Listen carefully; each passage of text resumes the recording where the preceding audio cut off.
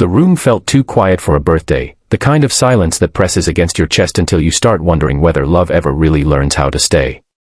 She stood across from him in a softly lit restaurant in Manhattan, her hands clenched at her sides, his eyes fixed on hers with a fear that money could never erase, and in that fragile moment he begged her in a trembling whisper not to leave him tonight because it was the one day he could not face alone.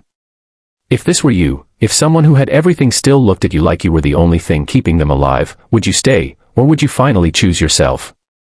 Her name was Hannah Whitmore, and she had once believed that love was enough to survive anything. She had followed him from Ohio to New York years ago, chasing the promise of a future that sparkled as brightly as the skyline outside the window. The man standing before her was Nathaniel Brooks, a young billionaire whose face filled business magazines and financial podcasts, praised as a prodigy who built an empire before 30. To the world, he was success incarnate. To Hannah, he was a man who slept less each year, smiled less each month, and forgot how to ask how her day had been. They had met when nothing about him was extraordinary except his ambition. Back then, they shared cheap takeout on a creaky apartment floor in Chicago, laughing at dreams too big for their bank accounts. She worked 2 jobs while he coded through the night, and she believed every sacrifice meant something. But success has a way of rearranging priorities, and as the money grew, the distance did too. Meetings replaced dinners, private jets replaced long drives together, and silence replaced the easy conversations they once had. Tonight was supposed to be a celebration. The restaurant overlooked the Hudson River, candles flickering against crisp white linens, staff moving with rehearsed perfection. Hannah had worn the red dress he once said made her look unstoppable, though lately he barely noticed what she wore at all. She had rehearsed this moment for weeks, telling herself she would be calm, that she would finally say what had been sitting in her chest like a stone. She was tired of feeling like an accessory in his life, tired of celebrating milestones she never shared in emotionally. Nathaniel sensed something slipping even before she spoke. He had spent his birthday surrounded by investors and advisors, shaking hands, smiling for cameras, feeling emptier with every congratulation. When the room finally cleared and it was just them, he realized how unfamiliar her eyes looked, like she had already started saying goodbye inside her heart. The thought terrified him more than any failed deal ever had. Hannah thought about all the nights she ate alone, the holidays postponed, the way she had learned to stop asking for his time because rejection hurt less when it was expected. She remembered calling him from a hospital waiting room after her father's minor stroke, listening to his assistant explain he was unavailable. He had sent flowers the next day, expensive and apologetic, but flowers do not hold your hand when you are scared. As she stood there, she wondered if love was supposed to feel this lonely.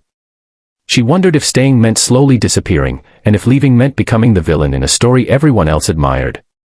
Maybe you have been here too, torn between loyalty and survival, asking yourself how much of your heart you are allowed to lose before it stops being love at all. Nathaniel finally understood that his wealth had built walls instead of bridges. He saw the exhaustion in her posture, the guardedness that had replaced warmth. He realized that for all his achievements, he had failed at the simplest thing, being present. The fear in his eyes was raw, almost childlike, as he asked her in a voice barely audible to stay just for tonight. Not because it would fix everything, but because he could not bear the thought of his birthday ending without her there. Hannah's chest tightened. She had planned to walk out, to reclaim the parts of herself she had given away piece by piece. But something about his vulnerability cracked the armor she had built. She stayed, not because everything was suddenly okay, but because she needed him to truly see what he was about to lose. They sat down, the city glowing behind them, and for the first time in years, he listened without interrupting, without checking his phone, without rushing her pain. She told him how invisible she had felt, how she missed the men who once celebrated small wins with her, how she feared waking up one day and realizing she had wasted her kindness on someone who only loved her when it was convenient. Her words were steady but heavy, each one carving truth into the space between them. Nathaniel absorbed it all, his success suddenly feeling hollow without her trust. The night stretched on quietly. No grand speeches, no dramatic promises. Just 2 people sitting with the weight of what they had broken together. Nathaniel admitted that he was afraid of slowing down, afraid that if he stopped chasing more, he would have to face the emptiness he had been running from. He confessed that his birthday always reminded him of how alone he felt at the top, how every year brought more applause and less connection. Hannah realized then that his wealth had not saved him from loneliness, it had magnified it. She saw the boy she fell in love with buried under expectations and fear. She did not forgive him instantly, but she allowed herself to hope, cautiously, that change was possible if effort replaced excuses. Staying that night was not surrender, it was a pause, a moment to decide whether rebuilding was worth the risk. Outside, the river reflected the city lights, steady and patient, reminding her that time moves forward whether we are ready or not. Hannah knew that tomorrow would require action, not words. Counseling, boundaries, and the courage to walk away if nothing changed. Nathaniel knew that love would cost him something money never had: attention, humility, and time.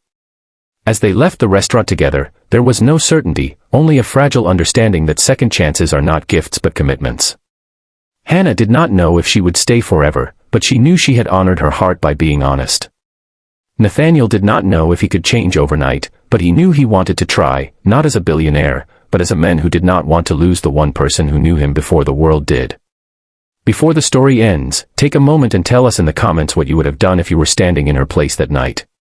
And if this story stirred something inside you, reminded you of love, regret, or the quiet power of choosing again, please like, comment, share, and subscribe, but only if it truly touched your heart.